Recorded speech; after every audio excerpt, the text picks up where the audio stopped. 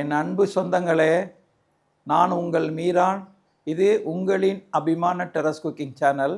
நம்ம வீடியோவில் வித்தியாசம் இன்னும் பிரியாணி போட்டும் கூட இன்னும் எனக்கு சரியான முறையில் உங்களை மாதிரி வரமாட்டேன்துன்னு கேட்குறீங்க.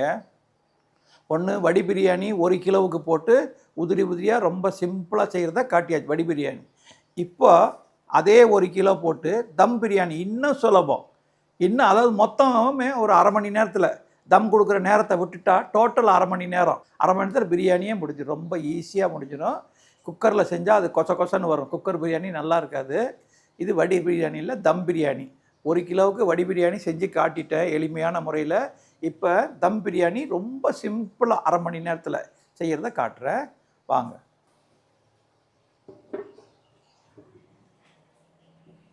பிரியாணி செய்கிறதுக்காக டைரெக்டாக, ஏன்னா தம் பிரியாணி ஒரே பாத்திரத்தில் முடிஞ்சிடும்.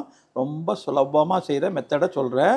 பாருங்க, சட்டி காஞ்சிருச்சு. 1 கிலோ ரைஸு அளந்து போட போகிறோம். ஃபஸ்ட்டு ஒரு 200 ml கோல்டு வின்னர் ஆயில் ஊற்றுறேன். இங்கே என்ன ஆயில் வேணாலும் ஊற்றிக்கங்க, நல்ல ஆயில், தரமான ஆயில் மட்டும் ஊற்றணும். இப்போ 200 ml ஊற்றுறேன்.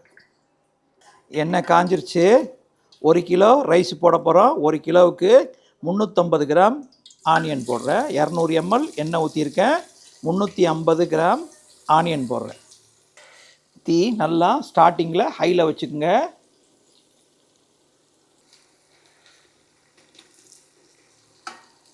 ஒரு கிலோ ரைஸு தம் பிரியாணி பண்ணுறோம். இதை பாருங்கள், டைமை பாருங்கள். 2:10க்கு ஸ்டார்ட் பண்ணுறோம். எவ்வளோ நேரத்தில் முடிக்கிறன்றதை காட்டுறேன் உங்களுக்கு.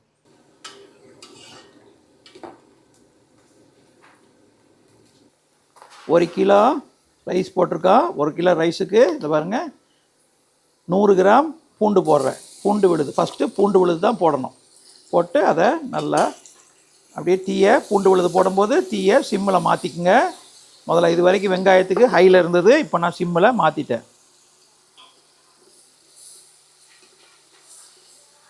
பூண்டுடைய பச்சை வாசனை போயிடுச்சு. தனியாக போட்டிருக்கோம். நம்ம பூண்டு தனியாக போடுறதால தனி ஒரு ஃப்ளேவர் கொடுக்கும்.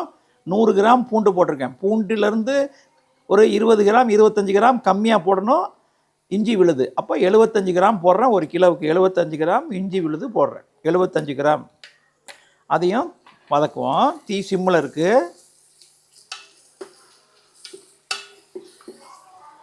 இஞ்சி பூண்டு போட்டோம், அதனுடைய பச்சை வாசனை போயிடுச்சு. இப்போ ஒரு 300 கிராம் தக்காளி போடுறேன். தக்காளி போட்ட உடனே இந்த மசாலாவுக்கு தேவையான உப்பு போடுறேன் இதில். ஏன்னா அப்போ இந்த உப்பு போட்ட உடனே தக்காளி நல்லா மசிஞ்சிரும். உப்பு போட்டு பிரட்டி விட்டிங்கன்னு வச்சுங்க, தக்காளி சீக்கிரமாக மசிஞ்சு நல்லா எண்ணெயில் வெந்துடும். போட்டுட்டு ஒரு 5 நிமிஷம் தக்காளி போட்டுட்டு மூடி வைக்கணும். தக்காளி நல்லா மசிஞ்சு வருது. இன்னும் ஒரு 5 நிமிஷத்தில் நல்லா மசிஞ்சிடும். ஏன்னா நம்ம உப்பு போட்டிருக்கோம். இப்போ இந்த டைமில் தக்காளி போட்ட உடனே பிரியாணி மசாலா 1 ஸ்பூன், அந்த தக்காளி வதங்கும் போதே உப்பு போட்ட பார்த்தீங்களா, தக்காளி போட்ட உடனே அந்த பிரியாணி மசாலா 1 கிலோவுக்கு 1 கிலோ ரைஸு 1 கிலோ சிக்கனுக்கு நம்ம 1.5 கிலோ போட்டிருக்கோம். ரெண்டுக்கும் சேர்த்து ஒரே ஒரு டேபிள் ஸ்பூன் பிரியாணி மசாலா, நம்ம பாய் விட்டு பிரியாணி மசாலா போட்டு நல்லா ஃபுல்லாக கலக்கிட்டு, 1 கிலோவுக்கு நார்மல் மிளகாத்தூள் 10 கிராமும் காஷ்மீர் மிளகாத்தூள் 10 கிராமும் நம்ம போடலாம். ஏன்னா காஷ்மீர் மிளகாத்தூளில் உரப்பு இருக்காது, அரை காரம் தான் இருக்கும். அதனால் நான் நார்மல் மிளகாத்தூள் போடலை. டைரெக்டாக காஷ்மீர் மிளகாத்தூள் 20 கிராம் போடுறேன். 1 5 கிராம் 10 15 20 கிராம் போடுறேன். இது உரப்பு இருக்காது, அதனால தான் நான் 20 கிராம் போடுறேன். நார்மல் மிளகாத்தூள் போட்டால் 10 கிராம் போடுங்க. இப்போ நான் 20 கிராம் காஷ்மீர் மிளகாத்தூள் போடுறேன். இது அவ்வளோ உரப்பு இருக்காது, கலர் மட்டும் கொடுக்கும். இதையும் நல்லா எண்ணெயில் ஒரு 2 நிமிஷம் வதக்குங்க. தீ மீடியத்தில் தான் இருக்குது, ஹை ஃப்ளேமில் வைக்கக்கூடாது. மசாலா போடும்போது இஞ்சி பூண்டு வதக்கும் போது தீயை ஃப்ளேமை குறைச்சிருங்க. இப்போது 2 நிமிஷம் இது வதங்கட்டும். ஒரு 1 கிலோ போடுறோம். 6 பச்சை மிளகா போடுறேன். இப்படி வாய் கீறின பச்சை மிளகா, நடுவில் கீறி இருக்க அந்த பச்சை மிளகா 6 பச்சை மிளகா போடுறேன். பாருங்கள். இப்போ கொத்தமல்லி அது இந்த பாருங்க காம்பாக போட்டிருக்கேன் பாருங்கள், காம்பாக தெரியுது பாருங்கள், உங்களுக்கு காம்பு தெரியுதா? வெறும் காம்பாக இருக்குது பாருங்கள். காம்பை விட்டுறக்கூடாது. பிரியாணிக்கு கொத்தமல்லி காம்பு ரொம்ப நல்லாயிருக்கும். அதனால் மிகுதமாக காம்பு போடுறேன். இந்த பாருங்கள், ஒரு கைப்பிடி போடுறேன். மல்லித்தலை ஒரு கைப்பிடி போடுறேன்.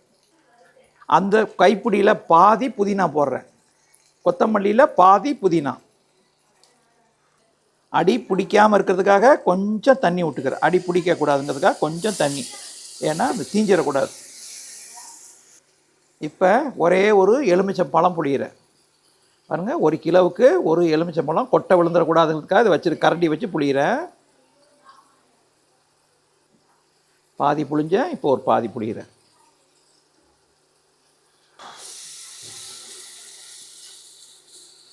இப்போ 150 ml இந்த பாருங்கள், நல்லா எண்ணெய் பிரிஞ்சு வருது பாருங்கள். எண்ணெய் தெரியுதா?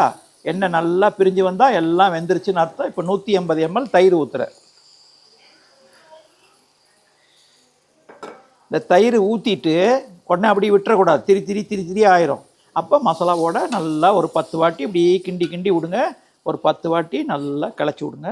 தயிரும் மசாலாவும் ஒன்றா கலந்துரும். அவ்வளோதான், எல்லாம் கலந்துருச்சு. இப்போ உப்பை செக் பண்ணிக்கணும். 1 கிலோவுக்கு நம்ம எப்போ பண்ணாலும், சிக்கனில் பண்ணாலும் சரி, மட்டனில் பண்ணாலும் சரி, 1 கிலோவுக்கு 1.25 கிலோ அல்லது 1.5 கிலோ அந்த ரேஞ்சில் போட்டால், மட்டனாக இருந்தால் 1.25 கிலோ போடுங்க. விலை விற்கிற விலைக்கு 1.25 கிலோ போட்டுங்க. 1 கிலோ கூட போட்டுங்க. பீஸ் எல்லாருக்கும் தாராளமாக கிடைக்காது. இப்போ நான் 1.5 கிலோ சிக்கன் சேர்க்குறேன். கழுவி சுத்தம் பண்ண சிக்கனை 1.5 கிலோ சேர்க்குறேன்.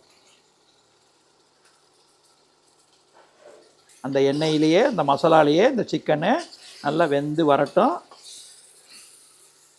ஒரு 50% வெந்தால் போதும். ஏன்னா இது தம் பிரியாணி. சிக்கன் 50% வெந்தால் போதும். 50%க்கு மேலே வேகக்கூடாது. ஏன்னா அப்போ தம்மில் போடும்போது அது இன்னும் கூழாயிரும். அதனால் 50% வெந்தால் போதும்.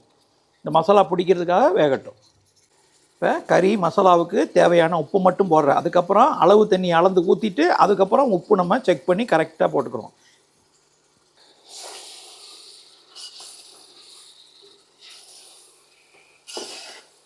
சிக்கன் போட்டுட்டோம், உப்பு செக் பண்ணிட்டோம். இன்னும் ஃபைனல் உப்பு அரிசி போட்டு செக் பண்ணணும். இப்போ இந்த சிக்கனுக்கு வேண்டிய உப்பு மட்டும் செக் பண்ணியிருக்கோம். ஒரு 5 நிமிஷம் மூடி வச்சுருவோம். இப்போ தீ ஹையில் தான் வச்சுருக்கேன். ஏன்னா இந்த சிக்கனு ஒரு போட்டு ஒரு 5 நிமிஷம் வெந்தால் போதும். ஏன்னா இது தம் பிரியாணி, சிக்கன் பீஸு கலண்டுறோம். 5 நிமிஷம் போதும். இந்த பாருங்கள், எண்ணெய் திரண்டு வந்துருச்சு. இப்போ இந்த பாருங்கள், இந்த கிளாஸில், இந்த ஆளாக்கில் 3 ஆளாக்கு போட்டிருக்கேன். இந்த 3 ஆளாக்கு போட்டிருக்கேன். ஒரு ஆளாக்குக்கு 1.5 கிளாஸ் தண்ணி. ஒரு ஆளாக்கு ரைஸுக்கு 1.5 கிளாஸ் தண்ணி. 1 மணி நேரம் ஊற வச்ச பாசுமதி ரைஸ். இப்போ நான் 3 ஆளாக்கு போட்டிருக்கேன். 4 ஆளாக்கு தண்ணி ஊற்ற போகிறேன்.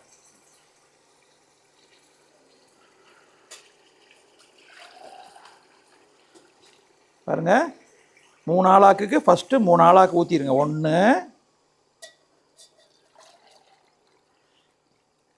2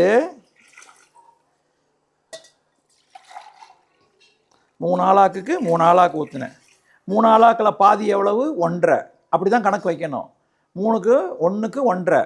3 ஆளாக்கு போட்டேன். இப்போ 1.5 ஆளாக்கு அரை சேர்த்தா 3ல் பாதி 1.5. இப்போ 4 ஒரு அரை ஆளாக்கு. இப்போ 4.5. இந்த பாருங்க, அரை ஆளாக்கு 4.5 ஆளாக்கு ஊற்றிட்டேன். இப்போ தீயை ஹையில் வச்சுருங்க.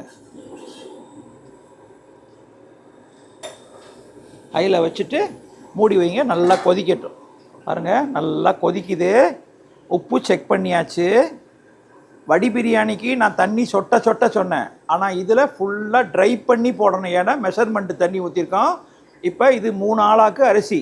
3 ஆளாக்கு அரிசி, 4.5 ஆளாக்கு தண்ணி ஊற்றிருக்கேன். இந்த அரிசி வடிகட்டின அரிசியை போட்டுறோம். ஊற வச்ச 1 மணி நேரம் ஊற வச்ச அரிசி போட்டோம்.